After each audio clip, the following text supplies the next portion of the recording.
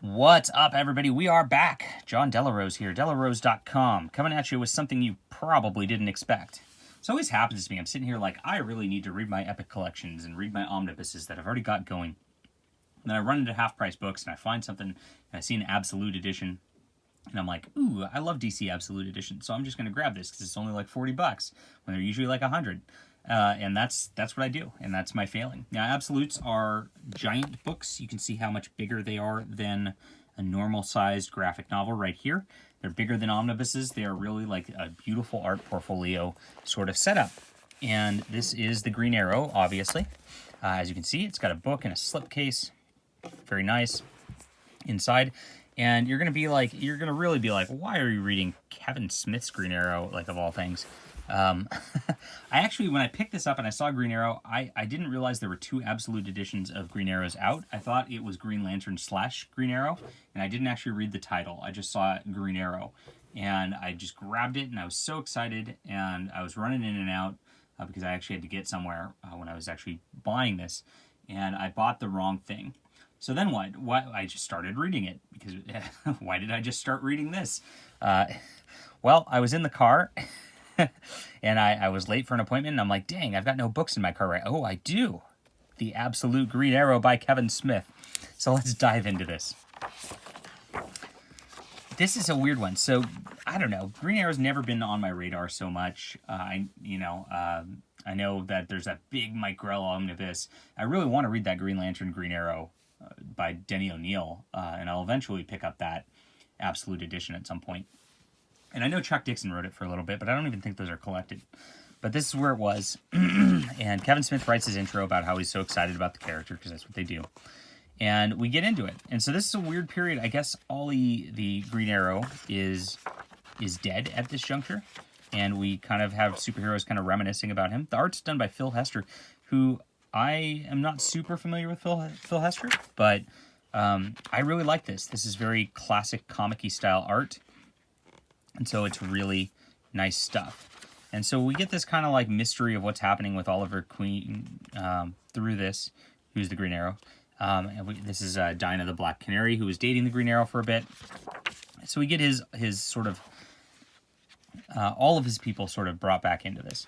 And what happens at the beginning of this is this gal is like being used as a underage hooker, like slave. It's stuff that makes your skin curl, at least it's not presented as an okay thing. Green Arrow rescues her from this, or Dinah rescues her from this, and we also see Connor, who's his son, who's like some kind of monk at this point. And so we get all the characters kind of reintroduced back in the first issue here. And Green Arrow's kind of coming back now.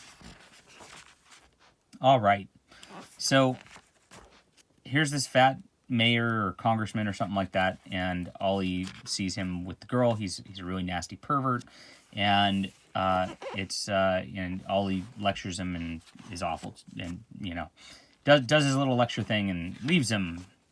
Of course, I never know why these superheroes don't kill people. If I saw a girl getting brutalized like that, I don't know that I'd be able to just hold back and tie him to a wall. But, that's sort of one of the superhero tropes, is they leave them for justice or whatever. So Phil Hester's lines, he does these like really thick lines around the characters. And that used to bug me in some comic art when I saw that. But I've grown actually to enjoy it, because it adds a nice focal point on characters in the books. And as you see,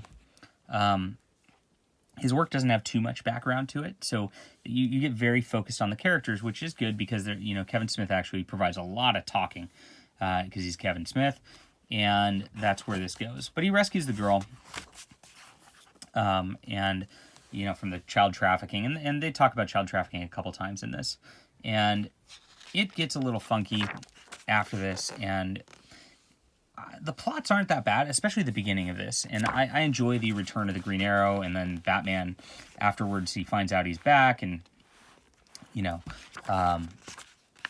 he isn't sure he's the right person, so he wants to track him down, has the Justice League track him down. Ollie actually tries to rescue this girl, get her involved in, like, some youth stuff, that's, like, positive. So, this is all good stuff right here.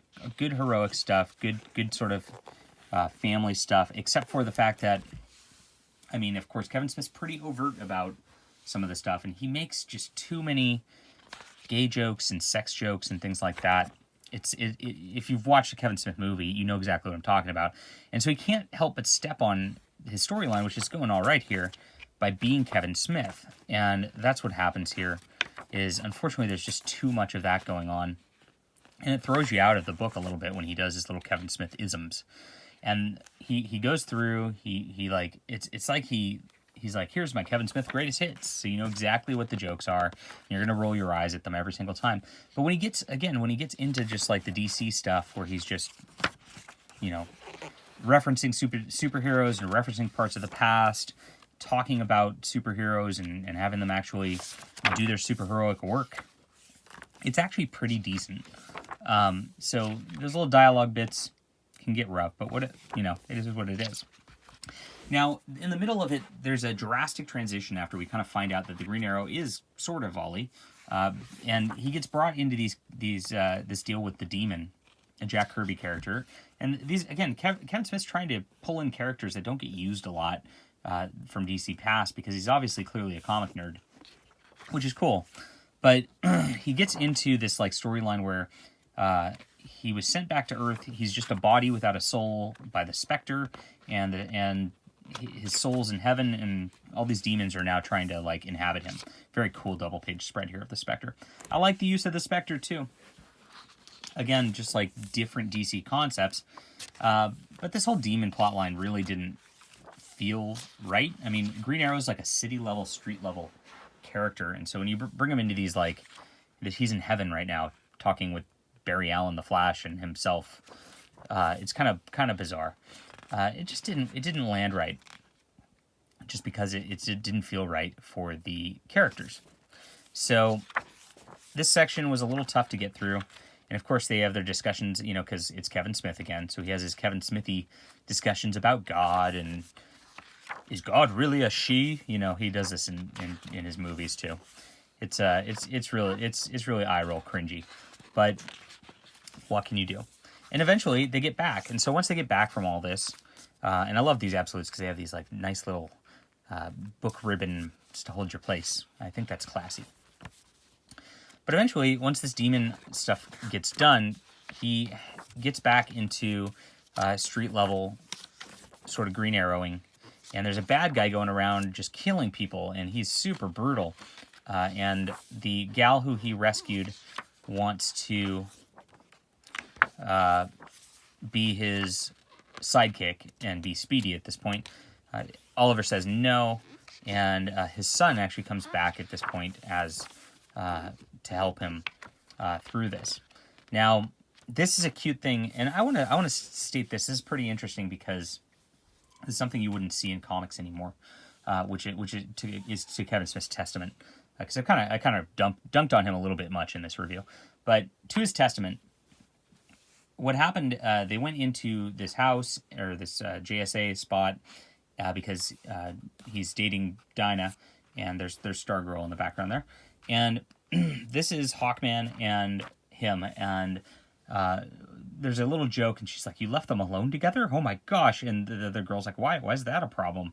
And we're all heroes here. And she's like, "It's the ultimate liberal and the ultimate conservative together in a room by themselves. We have to stop this."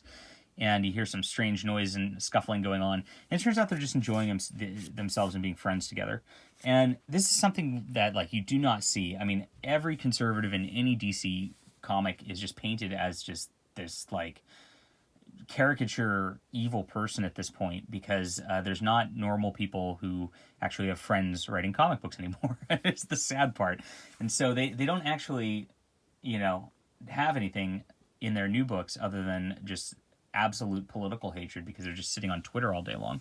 But this is how it used to be. I mean, you used to be able to talk to people and have a good time with people who you didn't necessarily agree with everything on before social media became everything. And it was really nice to see this. And it was really nice not to see Hawkman treated as some sort of inferior person because of that. They do go back and forth and at some point, and call each other names, but it's lighthearted. Like, they're still going to be heroes and they're still going to be friends at the end. You know, I appreciate that. So here's the bad guy they got here, and this is really interesting.